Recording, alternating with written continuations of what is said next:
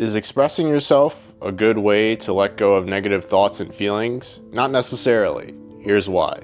Welcome to episode 11 of Profound Ramblings. Yesterday, I went over 3 mechanisms people usually use to stay attached to negative thoughts and feelings. And we specifically went over suppression and repression.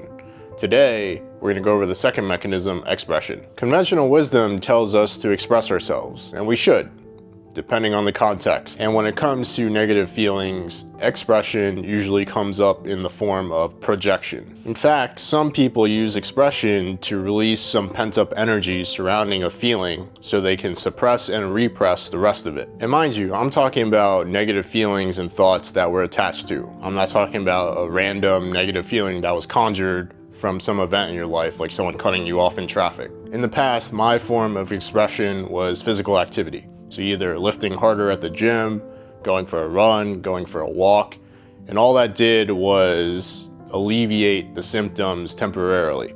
It didn't really help me address the core problem. What really helped me address certain thoughts and feelings in the past was just taking responsibility for those feelings and being honest with myself. And this might require you to bruise your ego.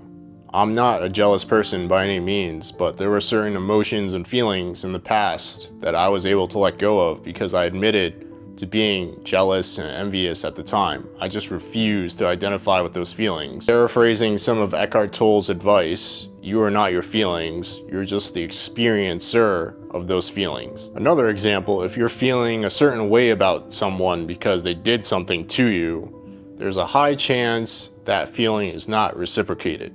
And it's completely one-sided and you're the only one that's suffering. I had 2 friends that are falling out. One of them is just living life as normal, while the other one has made it a mission to be better than the other friend in life. I guess that's his form of expression. It's like, why? So what if the other guy has gotten further than you in life doing what you want to do? There are 1,000 ways to succeed, and you're just clouding your own path and perspective and making yourself suffer with this imaginary grudge. Another thing that has helped me, which I'll talk about in later videos, is thinking about my future self. For example, is what I'm feeling now and how I'm dealing with this feeling, is that aligned with my future self? Part 3 tomorrow.